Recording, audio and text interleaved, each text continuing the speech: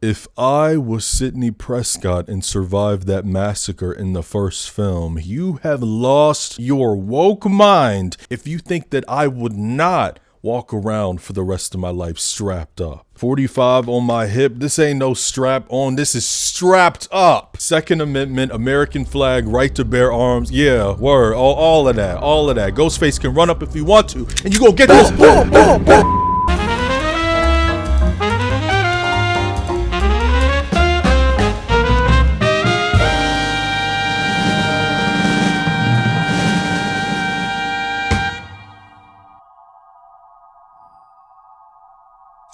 Scream 2 is a slasher horror directed by Wes Craven and written by Kevin Williamson. It stars Neve Campbell, David Arquette, and Courtney Cox, the classic trio, with Jamie Kennedy returning and appearances from Laurie Metcalf, Jerry O'Connell, and Jada Pinkett Smith. The Hollywood machine acted fast with this one, boy. You know, this film came out the year right after the original and had a bigger $24 million budget, grossing over $172 million worldwide. Kevin Williamson already had an idea for a sequel while writing the original, knowing there was more material here, and part 2 began principal photography only 6 months after the release of part 1. Various titles were also considered for this sequel, such as Scream Again, Scream Louder, and Scream the Sequel. Thank God, you know, we kept it simple and we just went with Scream 2.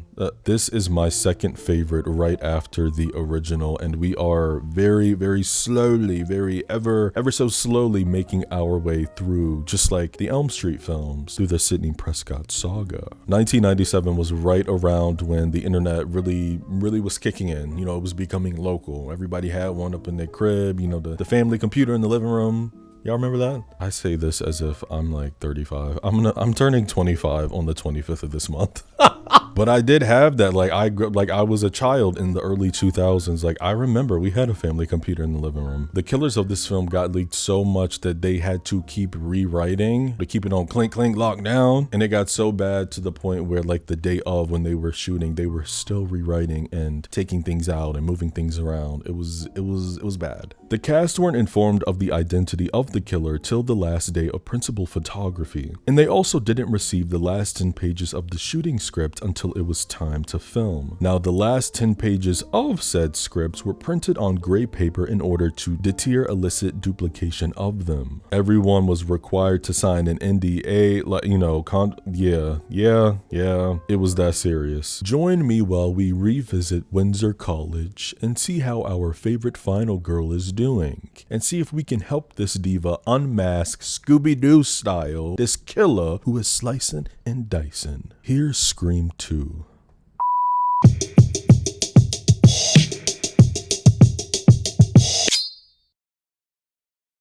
Someone please smack me upside the head, because why is this my first time noticing that the film begins with a D'Angelo song called She's Always in My Hair? Bro, I popped my Blu-ray in and I like froze in place because I was like doing something, not looking at the screen. I was like, hold on. I know that voice. Rest in peace to the legend. A crowd of people are standing in line to buy their tickets for an early screening of Stab, which is a movie franchise within this universe based on the events of each previous film. And the one that these characters are about to watch now is the first one, so it's based off of what happened in the first Scream movie. We meet Maureen and Phil. Maureen saying she doesn't know why she's here because homegirl hates scary movies and she needs to be home studying. Phil says it's the adrenaline in horror, it's primal. And Maureen's like, no, I'm gonna tell you what it is. It's a dumbass white movie about some dumbass white girls getting their white asses cut the up.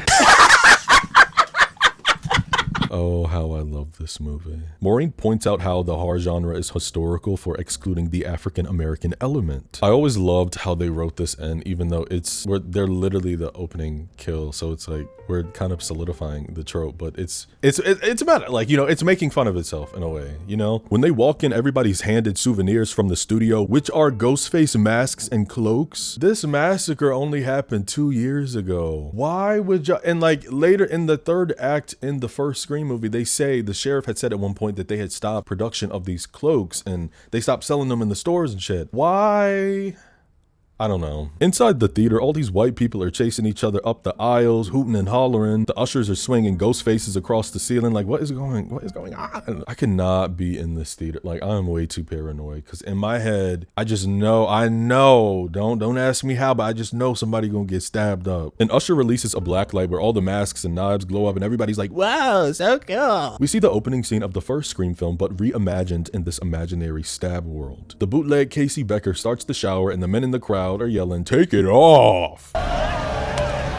She's like, now why she gotta be naked? What does that have to do with the story or the plot? Her being butt-ass naked. The phone rings and fake Casey plays the roundabout with the killer, and Maureen says exactly what we were all yelling at the real Casey Becker. Bitch, hang the phone up and star 69 his ass. Damn. Every time Boo Boo appears on the screen, the crowd jump up cheering with these strobe lights. I don't know if I'm sounding lame, but I'm like, this is not fun. But okay, hold on. Let me explain what I mean by that. As I said, this is a premiere. Nobody has ever seen this before.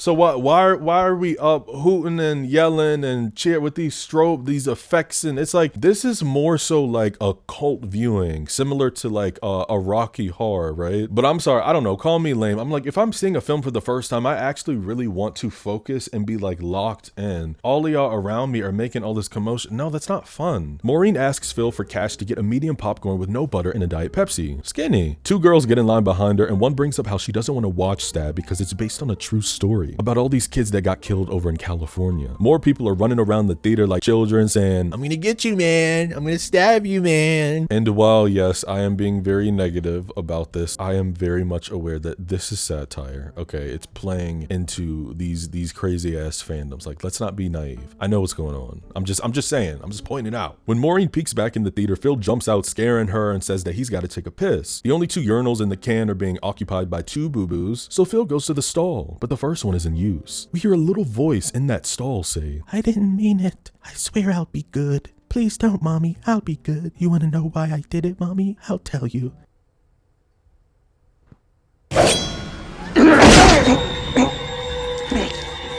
You kind of have to throw away logic when you watch this franchise, and you gotta let it wash over you, you know, because how the hell did the killer like know exactly where to stab? Who cares? Great aim though. Phil's officially out the film. Meanwhile, Maureen is knee deep in the feature, hollering at the screen like, no, don't do that. Then the killer comes back with Phil's mask and clothes on. There are shots within the Stab film that line up exactly with what we saw happen to Casey Becker in part 1. And that's just another example of what I mean when I say that you just gotta let things wash all over you, because like, bro, we all know that no one was there to see that. Like, we were not there to see Ghostface jump through the window and tackle her, and specifically run up behind her, cover her mouth, and stab her in the chest. But again, let it go. Let it go. I'm gonna let it go. Maureen's all over Phil, covering her face, but quickly realizes there's blood all over her hands. Veins about to pop out her damn head, boy. Maureen is stabbed right in the guts. Everybody in this theater is screaming and throwing popcorn while Maureen is getting stabbed up alongside fake Casey Becker. And after the final stab, Maureen climbs on stage by the screen and lets out a big old...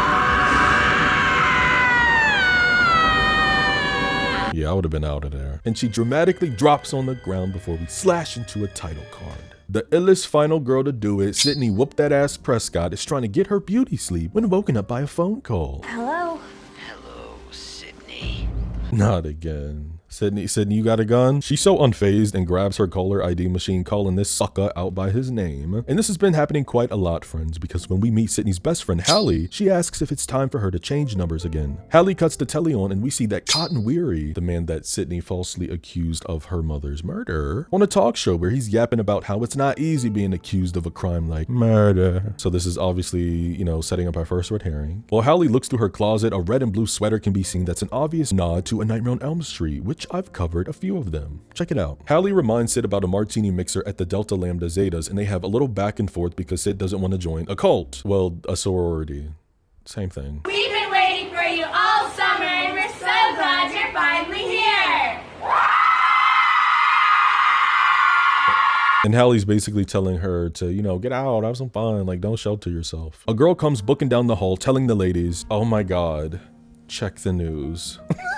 I think Sydney knows what that means. When they run back in their room, the news is already on and they find out that 2 students at their college have been sliced and diced during a sneak preview of the new Stab movie. When Sid asks where's Randy, Hadley says that he's got film theory this morning. Sis is walking through the building and all these girls are staring, giving her the side eye. Lord have mercy, here we go again. And when Sid walks outside, 3 reporters immediately run after her. No spare change, no spare change. In film theory, the professor's saying that what happened to Maureen and Phil is a direct result of the Stab film. Huh? And yeah, that was not a question. He did not ask that. He said, that was a statement, he said. The queen, the icon, the legend, the moment, Sarah Michelle Gellar plays Cece and calls the professor out on his bullshit, saying you can't blame real life violence on entertainment. I agree. These 2 swirlers in the front say the killer was wearing a ghost face mask, so it is related. Mickey says this is just a classic case of life imitating art imitating life. Everybody's favorite film nerd Randy sides with the girls and lets all these tricks know that he lived through this. Professor asks if Mickey and the 2 guys in front are suggesting that whoever is now the killer must be trying to imitate Billy and Stu. Randy chuckles saying, well, if they made a Stab 2, then it would be garbage because sequels suck. They get into this whole ass debate about sequels that have surpassed the original. The black dude says Aliens was far better than the first, T2, the second Terminator, but as far as I'm concerned, the only one I'm inclined to believe is when Mickey says, The Godfather.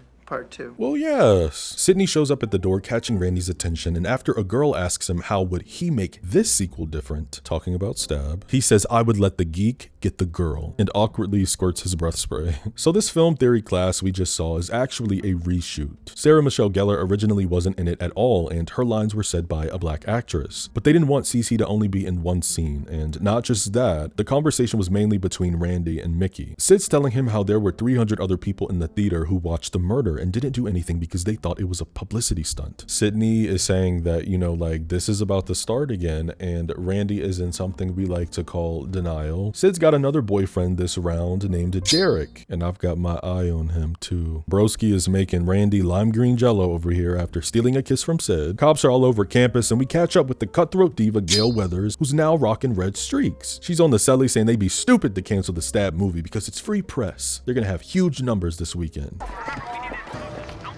Consider it done.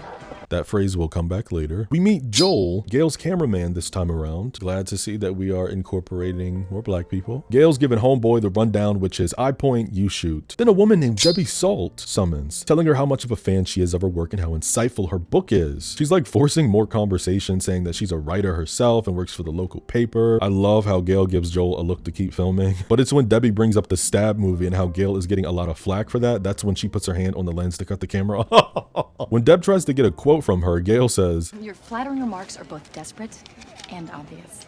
End quote. Best part about the scene is that woman in the background.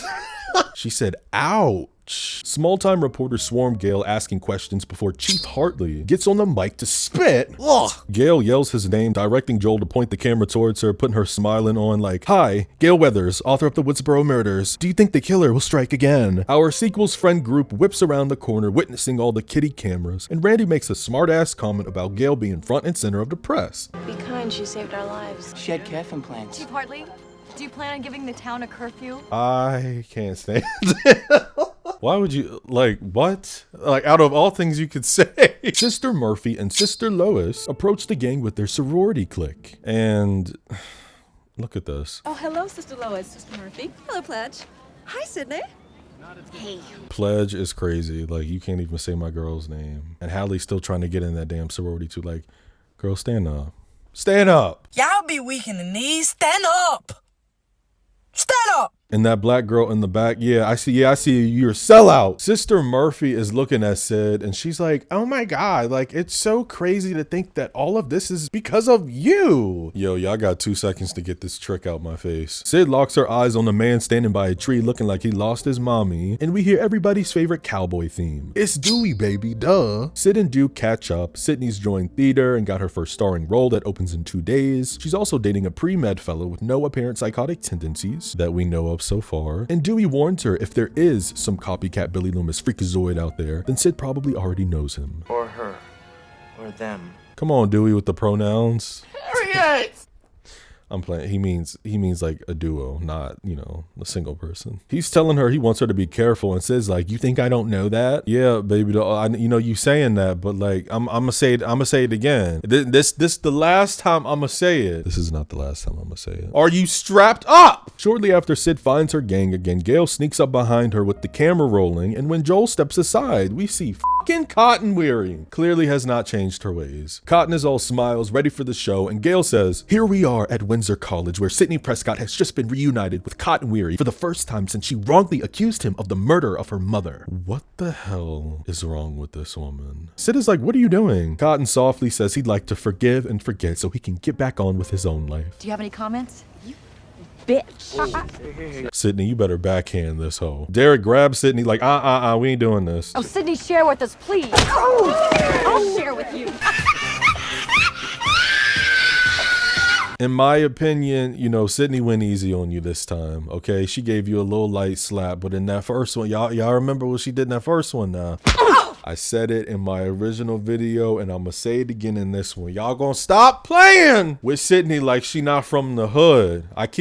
Me and her used to hang out on the corner with the boys. You know what? Watch that mouth. Sidney Prescott's hands are rated E for everyone. Why am I literally the black journalist in the back with the notepad watching this?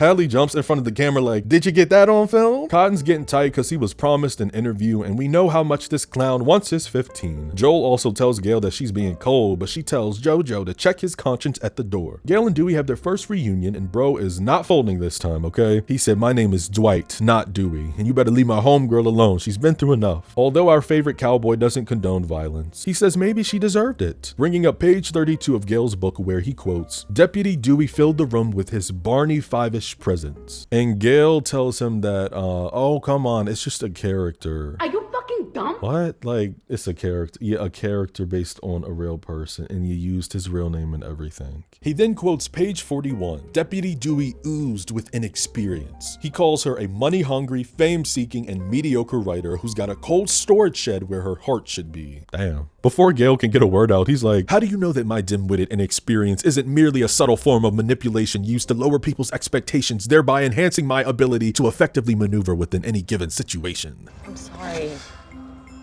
He said, don't touch me, peasant. Gail formally apologizes, but Dew says, no, I'm sorry. I misjudged you. Now, if you'll excuse me, I have some oozing to do. The ladies come in the sorority party, and Hallie saying, although she's not a sorority sister, she thinks it's a life-affirming, mentally stable, healthy environment for Sydney. I don't care!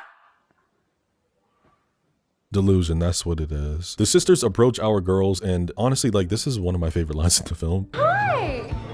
No, I really mean that. Hi. Back at the OBZ crib, Cece's in the living room on the phone talking to her homegirl, flipping through channels.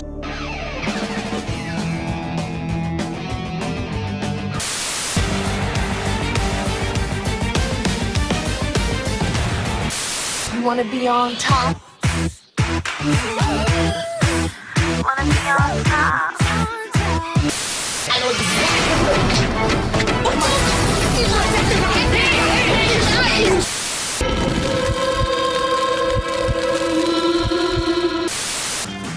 is the beach? I'm so annoyed. Where's the beach? When she gets another call that turns out to be our first official Ghostface call. 30 minutes into the film, Cece thinks it's her ex-boo-thang named Ted, who sounds like he's been drinking. Who's Ted? Cece asks Boo Boo who he's calling for because nobody's home. Now, the reason why Cece is home alone is because she's playing the sober sister. And if somebody calls and needs a ride from this little mixer party or whatever, then she's there to pick them up. But my thing is, and we gonna see because she briefly steps outside the house at one point, the party is like down the road. Come on now, y'all can walk. The caller tries to pull out the sweet questions with her, you know, trying to make her slip out the panties. And Cece points out how he's always answering a question with a question. Do you wanna die tonight,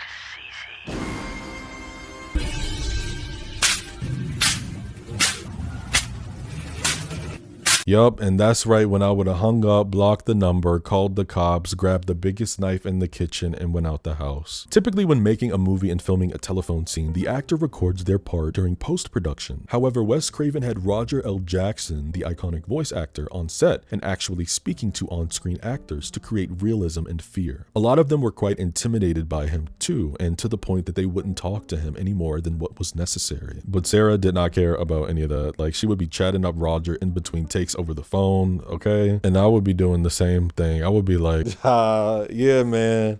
Yeah, man, as soon as we finish rapping, I'm gonna go home and I'm gonna take them damn crab legs out the freezer. You know how it is. Cece calls her homegirl back saying that it was just a creep trying to scare her. And that's when she hears a noise upstairs. I swear to God, if she goes up those stairs. Her friend's trying to be funny, whispering spooky shit over the phone. But she does right and leaves the crib out front, but the phone's breaking up. Her friend is telling her to call campus security, but the line completely breaks. Now, she heard a few noise before she went outside, but in my head, I'm like, do we really think that this girl was upstairs and making that noise? Like, she came from another room, nowhere near up the stairs in front of you. This girl, Donnie, asks if anybody called for her, and the phone rings. It's Boo Boo again. In the background, we can see this motherfucker creeping through the house. Oh my God. So that is confrontation that we have two killers. One is on the phone and the other one is, you know, on the scene. Donnie hands her the phone and then leaves, telling Cece to set the alarm. You done lost your damn mind, because I would have been right behind her. I'd have been like, wait, hold on, let me get my pocketbook. Hello, Ted. You wish it was Ted. Don't forget to set the alarm. Buffy would never. Still in the house, Cece starts floating through the crib, checking behind a door that's empty, and she steps out back in the main hall when the phone rings. Hello. Oh shit! Cece books upstairs, throwing a plant at the killer, failing to unlock a few doors, so she runs up to the top level, throwing a random ass bicycle. But baby is too slow because the killer snatches her skinny ass up and tosses her onto the balcony, stabbing her in the back 2 times. Then he tosses her over the balcony like a rag doll. Okay, side note, I know it just can't be me. The way she dies is so cunt. Come on, legs with the boots, you better pose. There's a short moment where Mickey asks Hallie if she wants to dance. Hey, babe, you want to dance? Oh, I'd love to. You know, with that tall, wide-shouldered fraternity boy. Dad! That hurts. At first, I didn't know if they were just like poking fun at this or if this was actually supposed to be an element within the film. But then when I saw the deleted scenes plus some other stuff we'll talk about later, like, yeah, no, this is very much supposed to be a thing. Not only did I get frisked, I had to give them my name, rank, sexual preference. Which is? You, naked. Oh, that's right, baby. Dream about it. Mickey Mouse wants some chocolate. Anywho, Derek's now arrived at the party. Notice how I said he's now arrived? Like where were you at, Derek? He even makes this little grunting noise when he sits down. How you doing? Like, bro, oh my God, the killer better not be her second boyfriend. Murphy and Lois let everybody know that there's something that happened back at the sorority sister house, and the popo are everywhere. Mind you, they say all this while smiling and laughing. Debbie Salt is first on the scene getting info, and she updates Gail on what happened. Gail asks Dewey if it's happening again, and he's like, you would love that, wouldn't you? Joel's starting to freak, saying, I gotta keep it 100. I was brought here to do an interview, not Faces of Death Channel 14. And all Gail responds with is, do not with me. Derek ominously tells Sid to go get her jacket so they can go home, and the camera is intentionally staying on him a little too long for comfort. When Sid grabs her jacket, the phone starts ringing. Girl, ignore it. This is not your house. And she does at first, but she picks it up. Hello, Sydney. Remember me? Here we go. You got your strap ready? Load it up. Sid's like, what the f do you want? And Boo Boo says, I want you. It's showtime. Then why don't you show your face, you fucking coward? My pleasure. Oh! Sydney hits a basketball move, yeeting out the way, running to the door, banging for Derek, ducking when Ghostface stabs through the door, and I don't even know why she's still trying to open this damn door. This is a massive house, girl, like run through the back. Sid charges off and the killer goes the opposite way, hoping to catch her, but instead... Stop drinking, buddy. She runs through the kitchen all the way to the back door, running directly into Derek. Then Derek runs straight in the house. And every time I see this, I have to pause and go back. The way that Dewey comes out the cut running, please look at this. Dewey!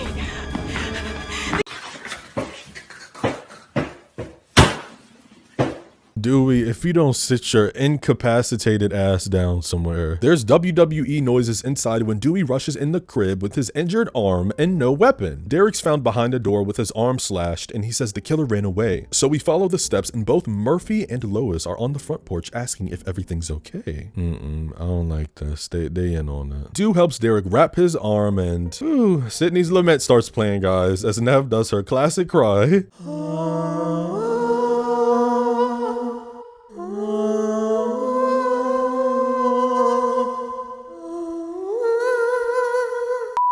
Come on, girl, sell it. Trauma. I really feel for her. Like, oh my God, like we again. Oh, I'm so tired. But like, come on, okay, you know, let's do this then. This is the part where we see the montage of Sydney at the shooting range, right? Right?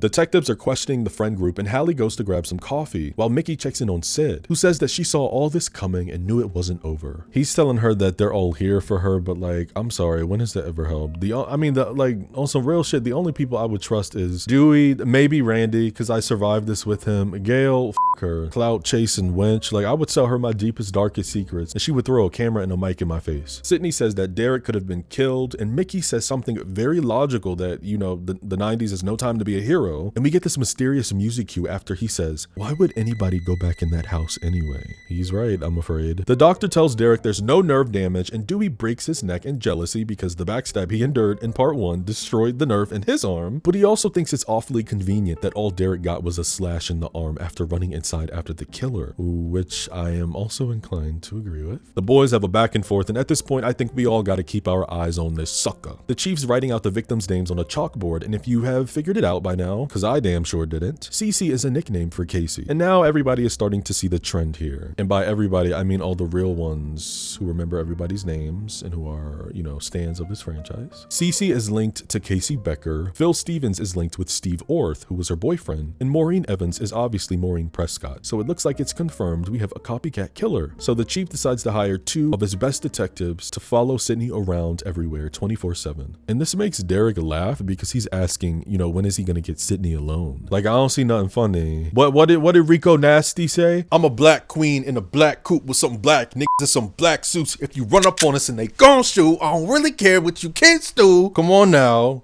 Yeah, get a cap busted in your ass, brother. Sid keeps it 100 like a gangster does and tells Derek it's probably wise to stay as far away from her as possible because, bro, you already got stabbed up. But Derek wants to take his chances, and she's like, this is not a game, boy. Mickey takes a seat at the gang's lunch table, asking Derek if he thinks Sid would let him interview her for his documentary. What? Like, everybody wants to extort this girl. Hallie is like, yeah, I mean, she turned down Primetime Live, 2020, and Dateline, but anything for you, Mickey Mouse. Mickey also says that Randy's been a little off lately. Come on, Randy.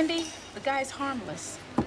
That's what they said about Dahmer. So you're knowledged on serial killers. Yeah, I got my eye on you. Sid joins the table and tells the gang about her Secret Service men. The one on the right is Officer Richards, Capricorn, divorced, father of 2. And the one on the left is Officer Andrews, Gemini, single. And Sid also believes he's gay. Outside of this little shot right here, I hate to say this, I can't tell them apart. So for the rest of the video, we are going to refer to them as security.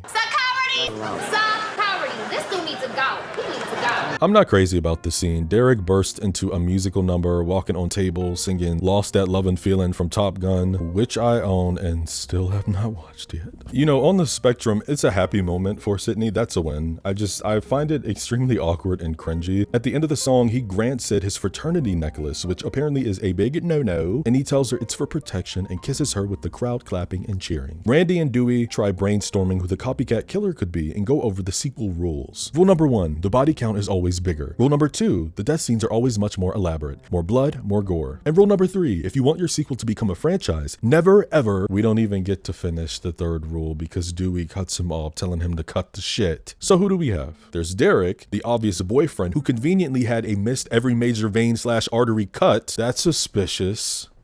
That's weird. But no, this is too obvious. Randy says this isn't some Nick at Night rerun situation, so who's runner-up? Mickey, the freaky Tarantino film student.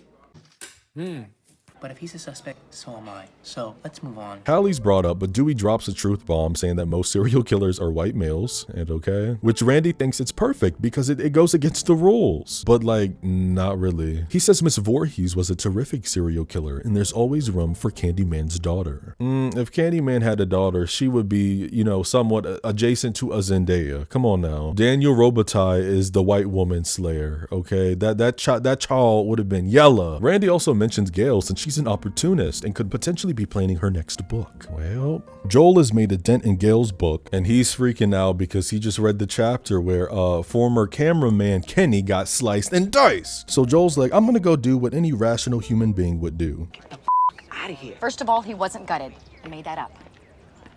His throat was slashed. Oh, that's no. Joel's like, bro, I want to report the news, not be the news. Besides, brothers don't last long in situations like this. Talk to him. But Gail throws the word national television in his face and admits that she cannot do this without him. So let's go get some work done. Yeah, let's go get killed. This next scene is great. I genuinely think that, and I want to go into it later on because I have a lot to say about this scene actually. We're going to talk about it later, but I think that in my humble opinion, this scene is like one of the most important in this franchise, not just this movie. Sydney is sitting with her theater director, Gus, who's actively trying to convince her to remain in the production. But with all the press, the film, and the murders, it's becoming a little bit too much. He says the battle for the soul is fought in the form of art, admitting our final girl has serious potential as an actress, and he calls Sid a fighter. Yeah, I'm a fighter. I didn't hear that. I'm a fighter. I don't believe you. I'm a fighter. He prefaces his words by saying, I don't want to sound like a cliche college drama teacher, but all the pain and suffering that Sydney is holding within herself, he's telling her to channel that into her performance because this is her role. This play they're putting on is a Greek tragedy called Agamemnon, based on a man named Agamemnon who was the king of Mycenae. Sydney plays Cassandra, a Trojan princess and priestess of Apollo who had the gift of prophecy, but was cursed because no one believed her. Gus calls Cassandra one of the great tragic visionaries of literature. She saw it all coming. The wars, the murder, the madness, and she knew she was cursed. It was her fate, and she embraced it. He says none of us can avoid our fate, but as an artist, you can face it and you can fight it. She's convinced to stay in the lead, and everyone suits up for final rehearsals. This stage, the lights, the whole production, it's very, very grand, darling. They got a budget, okay? I want to stand on that stage and perform Trina Vega's rendition of Chicago. Chicago, Chicago. All these masked characters who play the choir are in robes, talking in unison, as Sid unveils herself as Cassandra with a monologue. It doesn't take long for the killer hallucinations to set in though, and when she starts screaming, Gus screams for everybody to stop and take 5, checking on her. I agree Sid is a fighter, but like, let's keep it real. Babe, you are not in the headspace to do this play. Sid runs backstage to collect herself, and Derek comes out of thin air saying, your escort has arrived. So there's a deleted scene that gives an ounce of context here, because Sid asks why is Derek here and where's Mickey? In the deleted scene, I played a part of it earlier, but Sid, Derek, Hallie, and Mickey are in the girls' dorm room discussing schedules where the boys swap between being with Sid to look out for her. Anyway, Derek reveals that they swapped because he had to edit. All the trauma is coming back, man. You know, she tells him she needs distance and he need to bounce. But of course he objects. I don't know. I mean, you know, at least he's not like aggressive or menacing like Billy was. But bro, if you like know about her history and she's saying seriously like, I need to be alone right now, leave the girl alone. Dewey, Randy, Gail, and Joel are on campus grounds brainstorming. But when Gail reminds everybody of Kenny, Joel drops a do saying he don't want to hear about none of that. And J-Dog will be right back when the gang starts talking about something a little more Saved by the Bellish. Gail's phone keeps ringing because of her publicist, but on the 3rd or 4th ring, it's actually the killer, who says the 3 of them look deep in thought. So now they need to figure out where this son or daughter of a bitch is at. Dewey and Gail tell Randy to stay on the phone while they run around the campus and look for people who are using a cell phone. This upcoming line was my intro for my Showgirls video. What's your favorite scary movie? Showgirls. Absolutely frightening. Gail and Dewey bother multiple people snatching phones. Meanwhile, this killer's really getting under Randy's skin. And oh boy, I hate to see the homie go out like this. Randy tells this sucker hiding behind a mask that they've got no innovation. You're hiding behind 2 dickhead high schoolers. Stu was a pussy ass wet rag, and Billy Lulu was a homo repressed mama's boy. A group of guys come blasting this damn boombox while the van shakes and the killer takes out our favorite cinephile. Gail and Dewey no longer see Randy and start screaming for him right when Joel comes back with a box of Dunkin' Donuts. I mean, I highly doubt it's you, but I'ma still have to side-eye you, brother.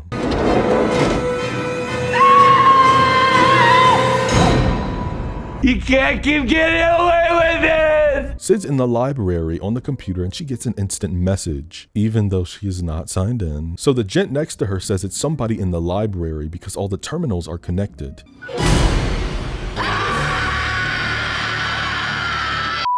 Sid jumps up and her chair falls back, so the boys immediately come running. I know that's motherfucking right. The boys act quick. Another message reads, "The police can't save you." And the boys tell her it's probably a sick joke, ordering her to stay back while they scan everybody's PC. Cotton's copperhead snake ass summons, asking for a word, and this entire conversation is honestly just one big red herring. And not only has Cotton Ball been off screen for what, 30 or 40 minutes at this point, he is getting more and more aggressive, putting his hands on her, pulling her back, saying she can listen to him for 2 minutes since he served a jail time for her. Now, he got a call from Diane Sawyer, who's interested in an hour interview with the two of them. And the best part? They will individually be paid $10,000 each, which is over $20,000 today. We know Sid don't care about the coin, okay? Mental health comes first. And she's like, look, Bubba, between the movie and the book, people know the truth. So let's just get on with our lives. There's been enough exposure. Why would you want any more? Maybe because I deserve a little exposure. I mean, come on, Cindy, you dragged my name through the mud. Everybody thinks I'm some kind of psycho killer. Qu'est-ce que c'est? Cotton's boots are supposed to throw more signals as he makes Sid walk backwards down the steps, saying that he's just asking for one little interview to get his side of the story straight, and he doesn't think that's an unreasonable request. When Sid says no and apologizes, Cotton starts patronizing her, snatching her arm again. And see, this is right, like, you got the perfect angle right here. She should have balled her hand into a fist, took the side of it, and just pounded his Adam's apple. Cotton's voice gets louder as he talks about the lovable and up Sidney Prescott, everybody's favorite little victim. Then the boys throw Cotton up against the wall, as they should, and cuff him. Now, he's taken to the station and questioned by Chief Hartley, but they don't have anything on him, so... What now? Sid finds out about Randy, stressed the hell out, crying, saying that it should have been her instead. No, mama, don't say that. Cotton is like, I am a white man in America. I'm an innocent man. Don't you watch Current Edition? That was a very insightful program which made it abundantly clear I'm an innocent man. So until you find me standing over a dead body with a knife in my hand, I think you better treat me with the rights and privileges according to every innocent citizen in this country. Is there some problem with the word innocent? How many times are you gonna say it? You think constantly saying this word is going to make everybody believe it's true? No, that's not how that works. They release the Cotton Ball, and while he's signing out, he asks Gail if she enjoyed the show. What do you think you're doing? Waiting for my 15 minutes of fame. You can understand that, can't you, Gail? Ouch. Cotton stops by Sid's table on the way out, giving her a card in case she changes her mind about Diane. Dew tells Sid her security is going to take her somewhere safe, and Hallie says she'll be right there with her the entire time. But the first step is to stop by their dorm room to pack a bag, and Chief lets them know that campus is on lockdown. When Gail leaves, reporters get up in her coochie asking how it feels to be on the other side of the news. But right when they lock on Cotton Candy, they get all up in his cockadoodle-doo. And we know he's going to eat it up, so... Bro's got the nerve to ask Gail for a picture together for the press, and Gail is like, child, please. Walking away. I wish I could say her ways are changing, but like, with future events, we know that's not true. Debbie Salt is once again fangirling, and Gail's got to put her foot down, telling this lesbian to give it a rest. Joel lets his boss know not only was his van completely wrecked, it's now an official crime scene, so here's your footage, I'm out. Gail apologizes to Dewey, but he just asks if she's performing. Damn. There are no cameras here. I just want to find this fucker. And he folds. A light bulb goes off, and Gail says if the killer's watching and relishing every minute, then they'd be on these tapes at each crime scene. So they hit the film department and find a VCR to look through Joel's footage.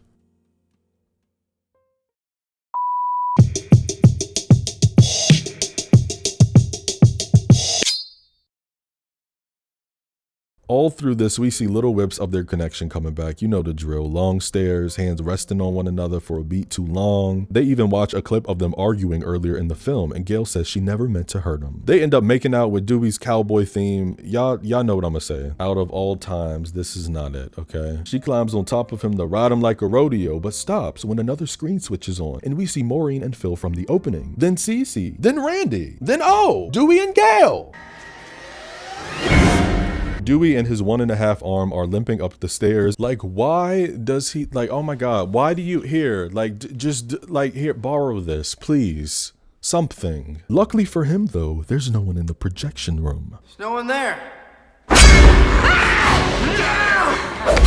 The killer swipes at her missing, then she dives across the counter. Dewey falls down the steps because he's a joke, and Gail hits the killer with the phone, quickly dipping out the classroom and running into the main hall, trying multiple doors, but they're all locked. When she finds one that's open, she flips the light, finding herself in an audio room. She enters the recording booth, checking the opposite door, listening out when...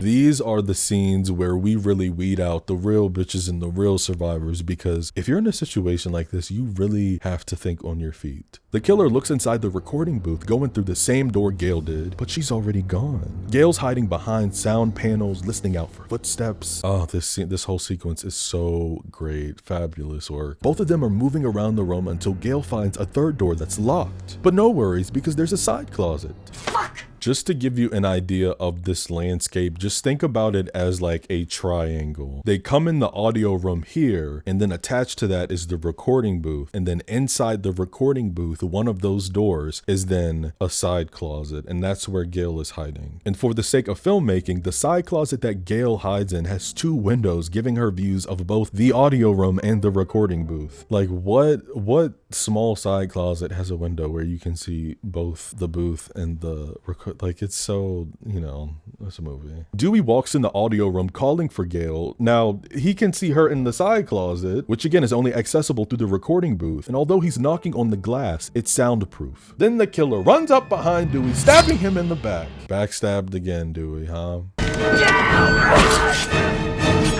The way the men scream in this franchise is so funny to me. What's going on?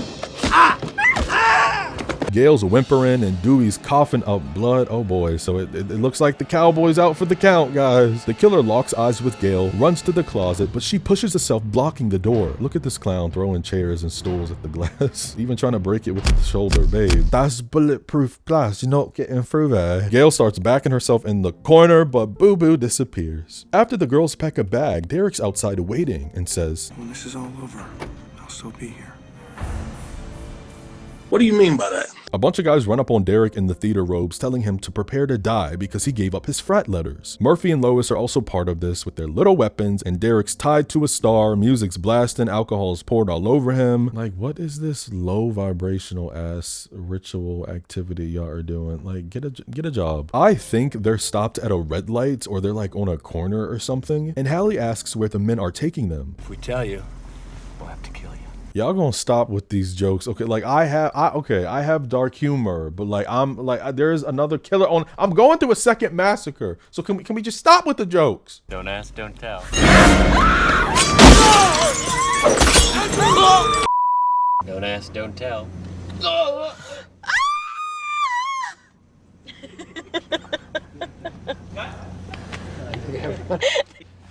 So, where are you taking us anyway? Don't ask, don't tell.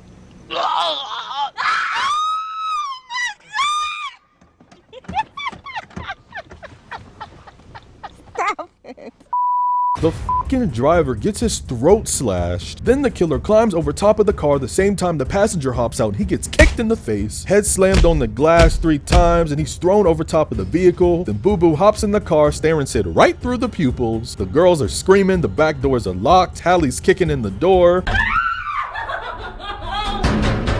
Be for real, babe. This is a cop car, okay? Y'all ain't going nowhere. The alive guard stands with his gun loaded, and Ghostface puts that hoe in gear and slams into him, swerving the car left and right. He's yelling at the girls to put their head down so he can shoot, but buddy, it's too late because the killer drives against a wall. Sparks fly, as Miranda Cosgrove once said. Sparks fly. They hit multiple construction poles before crashing right into supplies, and oh my god, the security guard's head is impaled. This is so graphic for Scream. I love it. Hand twitching and everything. Jesus Christ. As someone who mainly wants to direct horror films, you know my ass was taking notes. Wes Craven, Oh my God, I'm sorry, this is so genius. He was so eager to avoid all the whining from the MPAA that he dealt with on the first Scream film. Pop sent them a version of the film that was edited with enhanced gore and violence, and they also sent a more tamer one. And the one that they actually wanted to use was the tamer one, but it's, you know, it's a tactic. There were things like Omar Epps' character being stabbed in the ear 3 times instead of once, and there was also an extended scene of Randy's death that showed his throat being slashed. And Wes's trick was that parts of the film that they actually wanted to keep in would look less offensive, more acceptable after being viewed by the extremely violent one. But funny enough, those bastards granted an R rating for the more violent cut because they believed the underlying message of the film was significant enough to warrant it. Now, I want everybody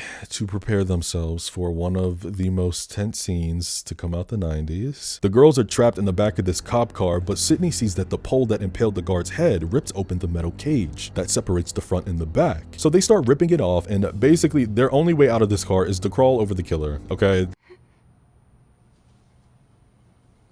Sid maneuvers her body to the front, realizing that the entire right side of the car is jammed against a wall, so she's gotta ever so slowly move over top Ghostface. I'm scared, y'all. And she even gets to a point where she nearly takes the mask off, as she should.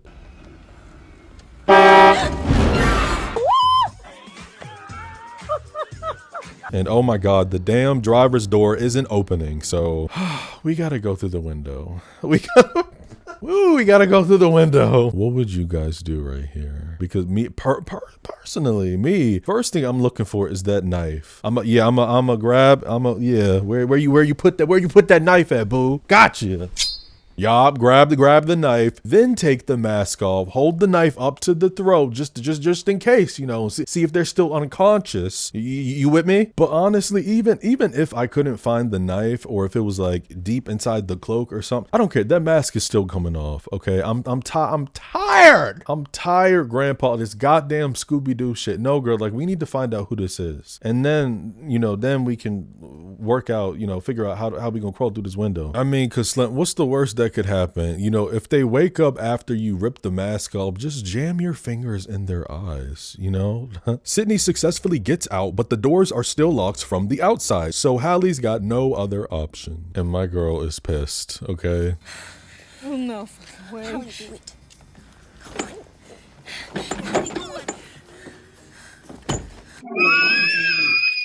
She's fine though, no worries, she gets out. They run about 100 feet till Sid stops, saying that she wants to know who it is. Hallie, I'm sick of running. Sid approaches the car and look through the goddamn window, bro. What the hell? The body isn't even there anymore. Honestly, I think the killer was aware the whole time. They were awake, and they only let them get free just so everything could be mapped out for this little perfect finale that's to come, right? Sid tells Hallie the body's gone, and just look at this angle. We know what's about to happen.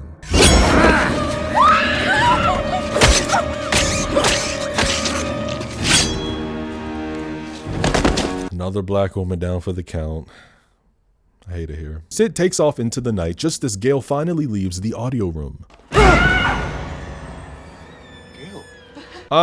See, Cotton Candy has blood all over his hands, saying he found Dewey and tried to help. And Gail's like, get the f away from me. So she runs outside screaming for help and finds a payphone where Debbie Salt stands. What the hell is she doing here? Gail snatches the cord and she's like, the killer is Cotton f***ing Weary. The hashtag killer plays the game of lights, camera, action right as Sid returns to campus running to the theater. Cause that noise must mean civilization. She runs in screaming for Gus and Derek's body drops from the ceiling. I want to say Derek's being a little bit too calm for me, but then again, you know, his fraternity probably shoved beer in his mouth, and plus his mouth was taped shut and he had the mask on, so he probably fell asleep, and it's groggy. But anyway, our killer appears on stage telling Sid he'd advise her not to take down Derek. Because do you really want to trust your boyfriend?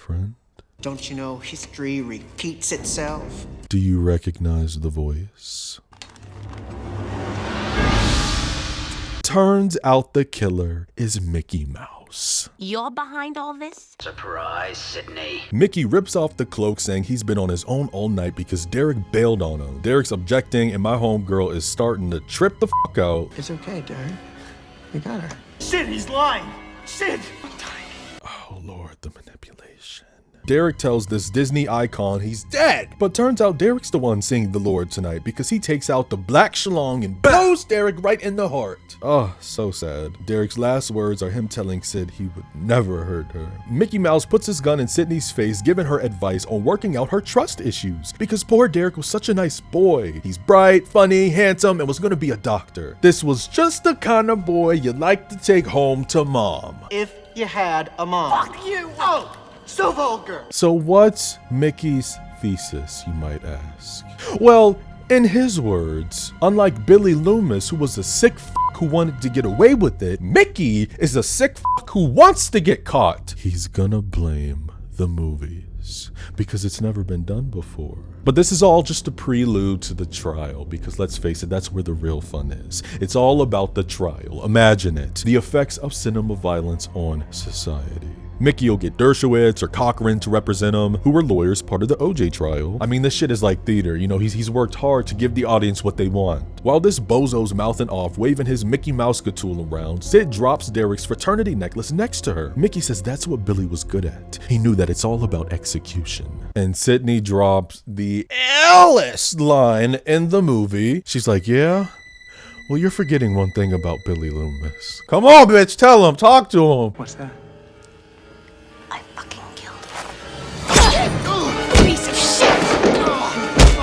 Honestly, like, it might be my favorite part in the entire movie. I think y'all forgot who took that motherfucker out. Like, stop playing with me. Took out Billy and Stu. Okay, well, Stu in retrospect, since we know he's like, he didn't actually die, but at the time, like, y'all gonna put some respect. Put some respect on my girl. Mickey snatches her, but she elbows him in the heart, then right hooks him in the face. They do a back and forth in front of this column till Sid grabs his arms and slams his face into it. So he drops to the ground, and when Sid tries to run away, he grabs her ankle, tripping her, then picks the gun back up. Whoa, so we're back at square one, right? Derek's corpse is lifted into the air, and we are about to meet our psycho killer's partner. Gail!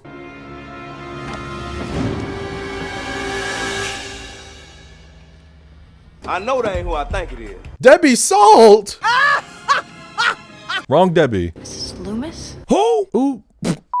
Okay, side note, this next line is very, very niche. If people who hear this line and they know exactly where it's from, like we're family. I'm sorry, like you get me. After Sydney recognizes Debbie as Mrs. Loomis, Mickey is like, Billy's mother.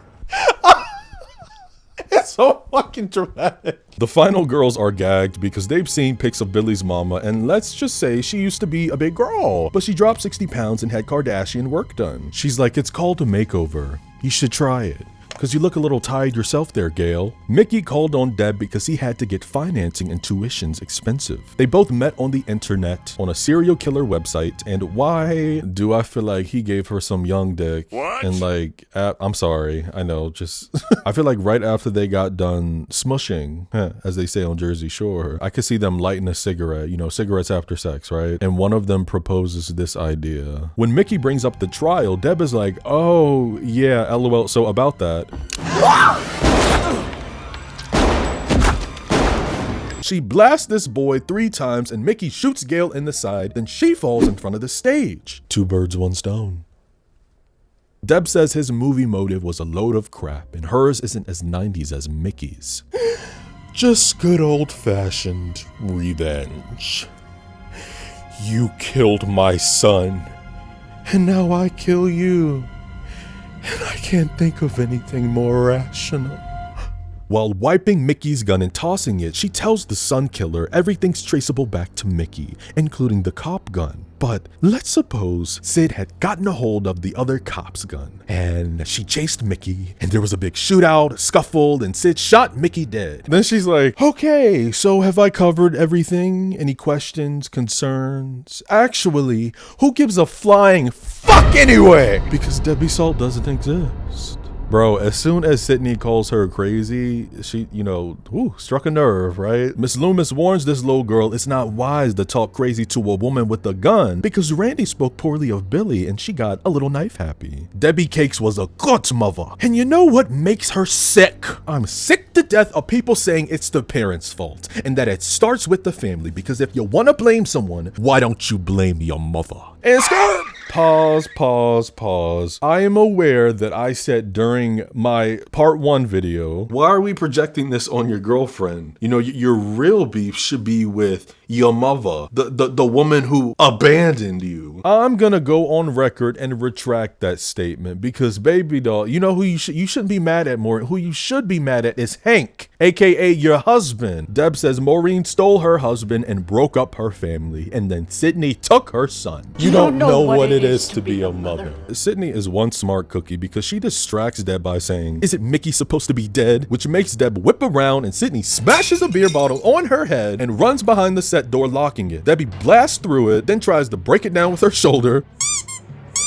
I love this entire climax, man. Sid breaks glass, snatching a crimson axe right when Debbie peeps through a bullet hole. Sid swings the axe down, chopping a rope where a light falls over top Deb, but she leaps out the way on time. This girl is trying to find her way off this stage, but when Sydney first came in the theater, Mickey had dropped down these like platforms on both sides, left and right, and she can't go in front because it leads into a pit where the boo-boo cloak and mask lie alongside a passed out Gale. Gale, get your ass up, girl, you ain't dead. Sydney runs back to the control panel, flipping a switch where sparks fly. She started waving the flags, giving Debbie a production child. She flips 3 more switches, all the lights and the smoke and shit just start flowing.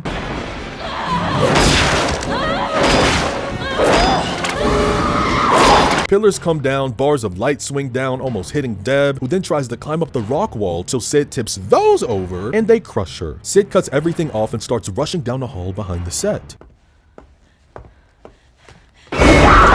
Deb swings, missing, and Sid punches her in the chest and right hooks her again. Damn! The women keep going at it until a gunshot goes off and it's Cotton Ball. Sid's got this knife to her throat as she introduces Cotton Candy to Billy's mother, updating him, and they all move in a circle together as Cotton keeps tripping over shit with his gun shaking. Debbie is trying to, and by the way, I heard, yes, we know her name is not Debbie. I'm just saying it so it's easier for me to just get through this because I don't want to have to keep saying Mrs. Loom. You see, that's too much. Debbie. Mrs. Loom. That's too much, okay? Anyway, she's trying to convince Cotton. She's trying to convince Cotton to let her kill Sydney because, you know, as long as Sydney is alive, he's never going to be the star. She sent you to prison for a year. Personally, I think it's rather poetic. The way she hides behind her gets me every time. Cotton tells Miss Prescott she's in quite a predicament and bets that Diane Sawyer interview's looking real good right about now. Shit, he ain't never lied, okay? There's a dramatic beat until that line that I told you to remember that Gale delivered in the first act comes back. Consider it done.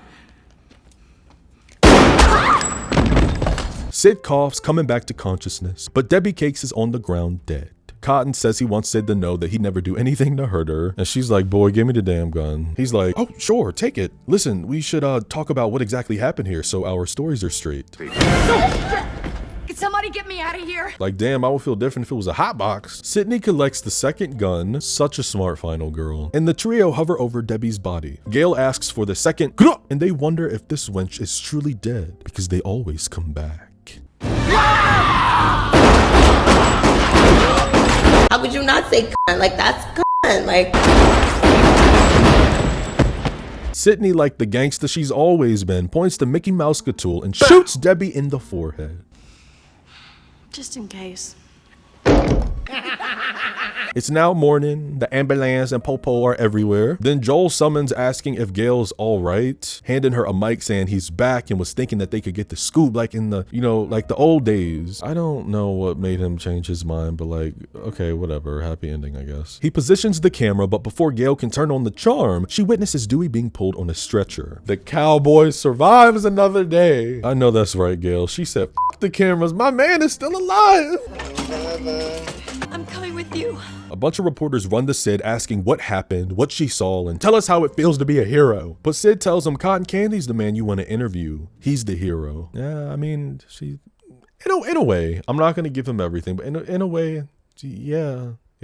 Cotton plays in their face though. You know, he's going to tease them and not speak unless he's getting paid. So he's like, come holla at your boy for the full story. Catch me on the telly. The final shot is us watching Sydney walk across the campus by herself. Toe the hell up. Best friend dead. Boyfriend dead. Randy's dead. I mean, wow. How many times do we have to go through this, right?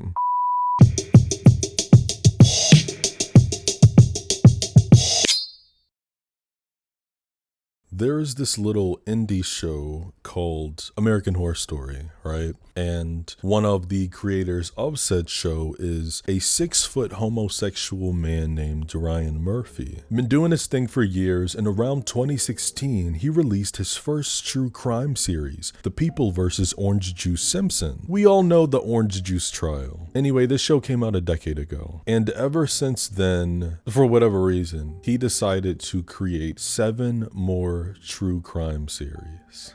The assassination of Gianni Versace based on Andrew Cunanan, impeachment based on the Clinton Lewinsky scandal, the Jeffrey Dahmer story on Jeffrey Dahmer, The Watcher based on the 657 Boulevard stalker, the Lyle and Eric Menendez story based on the Menendez brothers, an American sports story on Aaron Hernandez. Now, it would be 9 in total if you want to count the series he did on Betty Davis and Joan Crawford, or Capote versus the Swans, but those are biographical dramas. Point is, are we seeing the trend here? Killers and serial murderers. And sometime this year, apparently he's dropping, and this is gonna make 8. What the hell did I read? The next one up was it was a series on Lizzie Borden.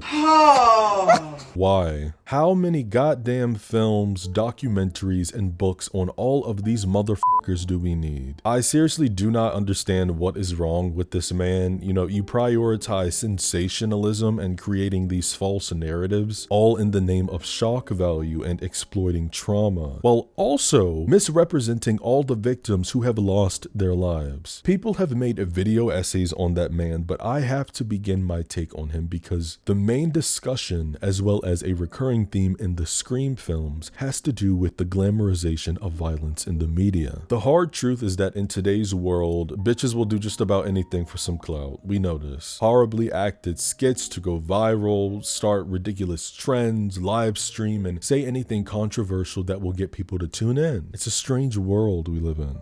Half of the killer lineup in this franchise who went on, you know, a stabby, pokey spree, all had an intention to spread a message to the public, regardless of if it was fame or not. So let's unpack that, as the therapists would say. There was a real-world panic about violent media around the time Scream 2 was created, specifically post-natural-born killers. I nodded at me agreeing with this side earlier in the film when we were talking about the classroom scene in film theory, but if it just went through one ear and out the other, I'ma say it again. Art reflects life. Life does not reflect art. What do I mean by that? Art reflecting life is the traditional view, famously championed by Aristotle. This is called mimesis, which is the Greek term for imitation. The concept says that art is a mirror. It takes the pain, horror, and beauty of human existence and bottles it up so we can look at it clearly. Books, films, paintings, etc. That makes the opposite life reflecting art.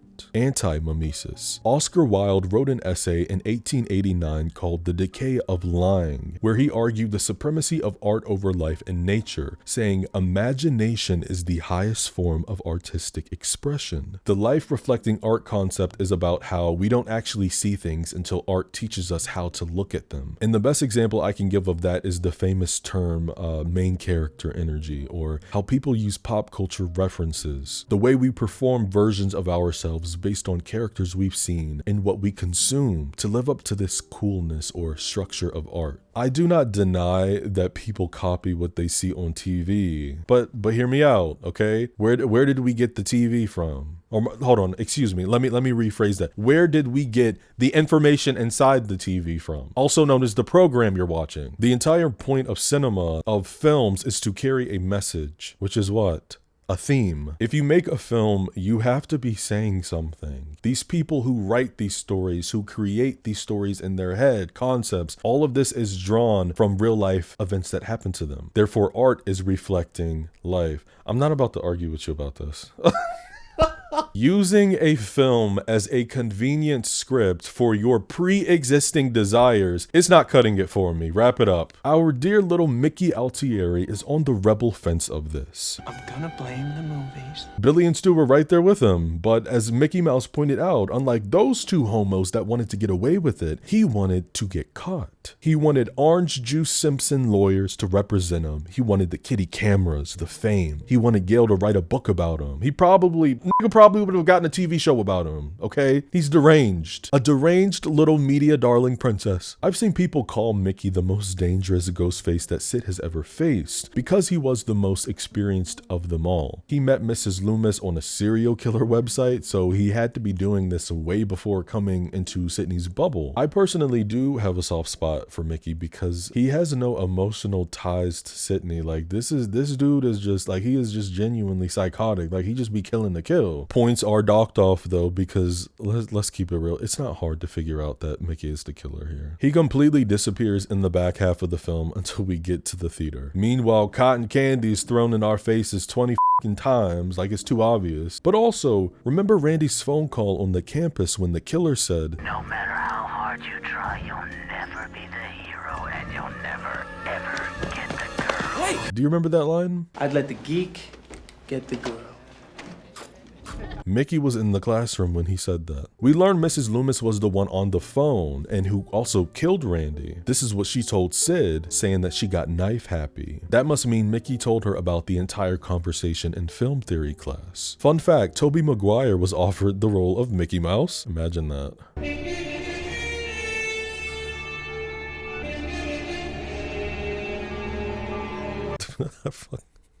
I fucking love Toby. Okay, I want to see it. Much like part one, I always knew who the killers were. I mean, you know, I was young as hell, the heydays of cable. This film was always on, right? Of course it would be. This is the most theatrical, the most dramatic of them all. But I knew about Mickey. I mean, come on, look at him. Like, he's like, yeah, he fine as hell, but like, you also look like a serial killer. Come on now. I knew about Mickey. I knew about Miss Loomis, who, matter of fact, yeah, let's talk about Miss Loomis for a second. The way Debbie Salt is sprinkled throughout this film, even in small bits, I think that you start to notice the intent about halfway through, because why do we keep coming back to this side character who's like blending in the background?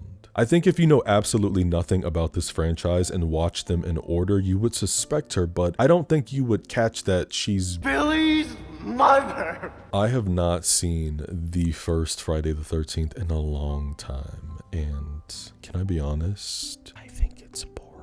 The only thing I really like about it is when Pamela enters and the showdown with her and Alice happens. You have to be one psychotic mother trucker to meticulously orchestrate a plan to partner with an active serial killer who can infiltrate the friend group of the girl who killed your son, while you go off to Gail Weathers conferences for a year and do this whole side quest playing fake reporter, working your way up into a daily newsletter, drawing out this roadmap, all in the name of ruining someone's life. When you really could have just found her easily and then just killed her. Not saying she's right at all, but it's understandable the lengths one will go to avenge a family member. That ain't nothing to play with now. But mama, and I mean that literally, like, for real, mama, your son was a serial murderer, you know, and Sydney was defending herself. I mean, I see where he gets his psychotic tendencies from. What did you just say? Circling back to when I corrected myself earlier in the video, baby doll, you mad at this other woman, this mistress for taking your man, but you oh my god, like this constant, I hate, and I've been very vocal about this. Women are always blaming the other women in situations like this. Like, no, but we're ignoring the man who willingly stepped out of the relationship. Girl, Maureen is in the ground. Okay, Maureen is gone, and you're still, you know how you look, Debbie, you look pressed. Okay, you look really pressed. And I'm not saying she's right for what she did, but what I'm saying is that, you know, I suppose I could see, you know, somebody who has a few screws loose in their head, right? You know, being in denial that their son is a killer. She just wants to avenge her child, who, you know, she fucking abandoned. Like, why are you riding so hard for this boy when you packed your bags and up and left him and your husband? The stands of this franchise are well informed that the original killers in the OG script were leaked. And who was that? Derek and Hallie. But this is wrong. Kind of. The script is still widely available. However, Kevin Williamson said in 2017 that the leaked script contains a dummy ending, specifically because they were worried about leaks. The Derek and Hallie ending was available to cast and crew prior to shooting, but was always intended to be swapped out for a different ending. In the first draft, Dewey had transferred himself from Woodsboro Police to the security staff on campus so he could be close to Sid and keep her safe. Randy was Gail's new cameraman, while Joel was instead a med student student who was in Sydney's circle. Derek was the film student shooting a documentary, walking around with the camera instead of Mickey. Then there was Debbie Salt, who was supposed to be more aggressive and bitchy. And in one scene, she even asks Sydney if she finally snapped and if she's the one doing the killings. And right after she says that, Gail immediately punches her in the face. So interesting, right? Like Gail, imagine a second Scream film where Sydney doesn't, you know, slap the taste out of Gail's mouth. And instead, Gail punches Miss Loomis. Also, during the cafeteria scene, Mickey Mouse was going to be the one singing, but not to Sydney, to Hallie. And it wasn't going to be the Top Gun reference. It was, don't piss me off. It was going to be I Will Always Love You by Whitney Houston. Right. No comment. In that draft, the killers were Derek, Hallie, and Debbie Salt. Deb ends up shooting Derek and Hallie, but gets stabbed by Cotton before she can shoot Sid and Gail. Cotton then has a change of heart and decides to get even with both Sid and Gail, considering them responsible for ruining his life. So he stabs and kills Gail, runs after Sid, and Kevin stopped writing there, leaving a note in the script saying, "That's all I've got so far." But he describes in few words how the story was supposed to end. Cotton and Sid would eventually stab each other and die lying side by side, at which Kevin probably intended to end the franchise with this movie. I don't know. I also read that as the drafts went on, the film was originally supposed to end with a shot of another Ghostface watching over her from the campus bell tower when we pan out at the end of the movie. Like, oh my God, let my girl rest. Let my girl rest.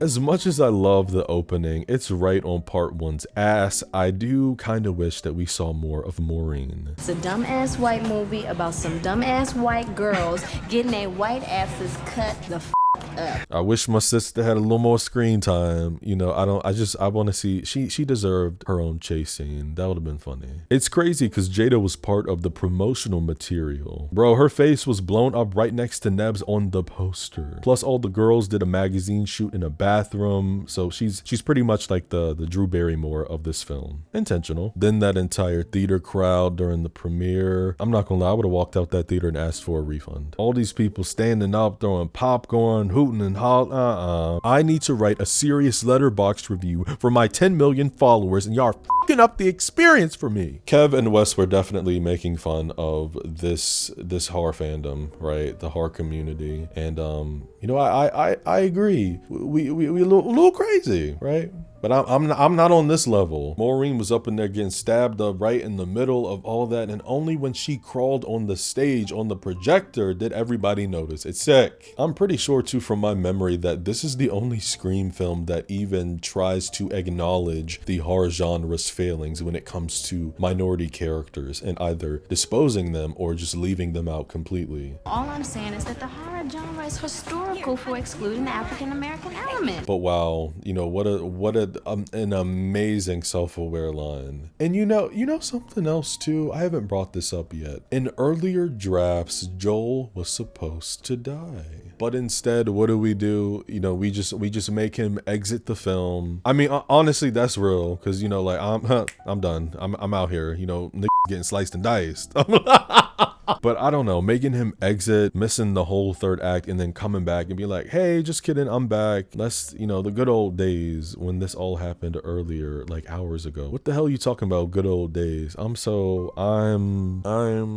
tired. The Scream franchise's relevancy in how we not only look at films, but horror films still applies to this day. And that's a major factor in my love for these projects. In part one, the rules were about movies in general, but in Scream 2, the rules are specifically about sequels. I'm constantly talking about Hollywood's obsession with milking things, ideas, its stars and celebs, films. The birth and existence of Stab within Scream 2 turned Sydney's near-death experience into content. And what's horrifying is that if this actually happened in real life, you bet your bottom dollar we would have saw that true crime series, and Ryan Murphy's producer tag would have been right there on our screens. Hell, actually, you know what? It would have been in cinemas first. Not only does Sid and the survivors have to run from a killer again, but they're also running from a fictionalized, commercialized version of their own lives. Then there's Gail, who just wants to capitalize off it, not giving a damn who it affects. As much as I love Gail, I love a businesswoman, right? I do. But how, oh my God, like how morally corrupt do you have to be? When is enough enough? Like, how do you sleep with yourself at night doing slimy stuff like this? With all the talks about sequels, one thing I've come to notice is that Scream 2 as a sequel isn't even just more Scream. It's about the pressure to be more. Randy points out things like bigger body count, more graphic violence, and more spectacle. Dare I say this film was self-aware of sequel inflation before modern franchises fully embraced it? I don't know. I think this film understands that sequels don't deepen ideas, they only stress test them. I have to be honest with myself, I really do not care for all the stab stuff within this universe, though it has a lot to do with thematics. I just find it exhausting and it gets to be like too much for me. On the telly, in the scene where Dewey and Randy are brainstorming, we see a press interview for the first Stab film, and oh my God, they got Tori Spelling to play Sidney Prescott, who they wrote for Sidney to take a dig at in the first film. Hey Sid, just think, if they make a movie about you, who's gonna play you? I see you as a young Meg Ryan myself. Thanks, Dewey. With my luck, they'd cast Tori Spelling. I just think it's so funny that Tori actually did this. Like, was she aware that she was a punchline? I don't know. David Schwimmer plays Dewey, and Luca Wilson from Legally Blonde is Billy. Yo. And again, remember what I said about how, like, it makes no sense. Oh my God, I literally said I was not going to bring this up again. But we see a preview of the Stab film with the scene with Tori Spelling, and it's, oh my, like, it's the same. It's the same. Bro, nobody was there for that conversation besides Billy and Sid. But somehow this in the universe filmmaker knew it's, oh my God, it's literally blocked out and shot the exact same way. Randy should have went ahead in that scene and discussed how media knowledge won't save you from death. But that's what the third did. There's a scene with him in the third I really like, and this isn't a spoiler, so I'll say it. But he made a tape talking about rules beyond the grave, and it's actually really grim. He's like the voice of dread. I used to feel strongly about the film killing off Randy since he was my favorite character, but these days it doesn't bother me so much. Do I wish he could have at least made it and died in the third film to complete a trilogy? Sure. But I think the decision to wipe him out was more about the film's commentary on limiting a meta-awareness and to put Sid more in a state of vulnerability, because now someone she survived with is gone. The burden of the final girl is something these films capture incredibly well, and it all begins in this film. At the beginning, Sid's doing pretty good when we first see her. She's woken up by that fake Ghostface call and she's unimpressed because she's used to it. But it's when she's attacked and realizes that this is actually going down a second time is when everything comes rushing to the surface. I mean, wow, not only did she go through a second massacre of this, but she lost everybody outside of Dewey and Gail. She lost everybody in her life. Her friend she survived the first film with, her best friend, and her boyfriend. We haven't gotten to the other films yet, but on some real shit, like props to Sidney Prescott's therapist in this universe, okay? Somebody give her a raise. Write that down. Sidney performing the Greek tragedy Agamemnon while living a real-life tragedy perfectly captures that sick irony that all these films toy with. I know the more lively and fun and scary scenes are more memorable in this franchise. I mean, come on, bro, like this is a horror film. But in my humble opinion, you know what scene I'm talking about. I told you we was going to talk about it at the end. I really want to bring this up. The conversation Sidney has with her theater director, Gus, before rehearsals, I think is just so fantastic. It's so important, not just in the context of the film, but the franchise. And I'll tell you why. This is where the victim versus survivor internal conflict is settled. Gus introduces that comparison between Sidney and the lead she plays, Cassandra, from the Oresteia, which is the trilogy that Agamemnon is part of. Like Cassandra, Sidney is cursed to see the carnage coming, while everyone dismisses her as paranoid or crazy. Now, okay, hold on, before you say, "What are you talking about? No one questioned Sydney." Wrong. The first person she ran to was Randy after seeing the news report about Maureen and Phil. And what did he do? He brushed her off. Hallie is also walking around the film worried about that goddamn sorority trying to distract her and play cute college girl with her pastel wardrobe, while Sid is draped in these dark colors, knowing that death is among them. Now let's go back to part 1. While not explicit, the DNA is there. Before she was ever attacked, Sid identified the rules of the horror genre and she mocked them. When she was on the phone with Ghostface, not knowing it was the killer yet, she calls out the insulting tropes of girls running up the stairs instead of out the front door. Like Cassandra, she has a clear vision of how these things play out. Are you following me? Okay. Now, when the actual attack happens, she tries to run out the front door, but the chain lock pulls an okie doke and forces her into the very cliche that she predicted. My baby was trapped by the script of the slasher movie that she saw coming. In the porch scene, Sid told Tatum about her growing fear that she might have been wrong about her past testimony against Cotton. And when she starts connecting the dots to the current murders of her own life in a way that feels too staged to be real, what does Tatum say? Don't go there, Sid. You're starting to sound like some Wes Carpenter flick or something. The C's are there if you look for them, but it's by his framing and parallel that Gus validates Sydney's experience as something more mystic and powerful versus, a series of unfortunate events. He challenges Sid when she tries to talk her way out of the play by saying she's a fighter. I'm a fighter. I don't believe you. I don't. I'm a fighter. He's telling her that she should not run from her trauma, but instead she should channel it. And this is the moment where Sydney stops being a final girl who just reacts to the killer and she becomes a legacy survivor who starts to run her own narrative. It's highlighted how she has to perform and act normal for the world while crumbling inside, and Gus sees through her mask. And now that I'm thinking about it, it's actually one of the very few times that Sydney, in the earlier films, that Sydney has this mentor figure who gives her the tools to process her grief as art. But let's come full circle since we're still on the second film. It's the fact that the final showdown with Miss Loomis and Mickey happens on that very stage that makes this conversation the ultimate foreshadowing. Sid was up there using those stage props and mechanics, giving a show, okay? I love the horror genre, and this is, it's always so focused on the body count, but this is just one of those moments where we feel this intellectual weight, and I just wanted to share it with you. Damn, without Gus pushing her to embrace the curse of Cassandra, Sid could have been a recluse. My girl could have remained in hiding forever instead of becoming the powerhouse that we see later in the franchise. David Warner plays Gus. Brilliant actor. Rest in power. This scene is 2 minutes, right? Very, very short, but I love it. I do.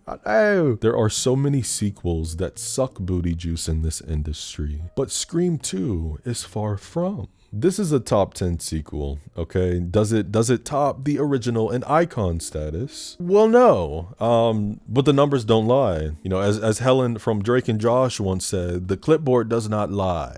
I love this film. I think it's fun. It's dramatic. The chase scenes are incredible. Sydney's arc is really grounded for the franchise here. Both motives from both ghost faces, one genuinely being insane and wanting media attention, while the other wants to avenge her child. It rings very true to me. Sydney handing the mic to Cotton Weary, so to say, is her stepping away from the spotlight in an incredibly bittersweet ending. If this film proves anything to us, it's that horror sequels don't have to be shallow cash grabs. And it also proves that Ghostface isn't a one-hit wonder. This was an entity that could carry a franchise. What are your opinions on Wes Craven's 1997 slasher Scream 2? Was Mickey a top tier killer, or was he just a whiny ass film bro? Did Miss Loomis have a point, or was Mama just she needed to take her meds? Comment your take down below. If you're new here, I urge you to subscribe. I would love to have you. Give this video a like if I made you laugh, and turn on that bell notification so you don't miss a new upload. In the meantime, my final girls, boys, and everyone in between, take care of your mind take care of your body, and take care of your spirit.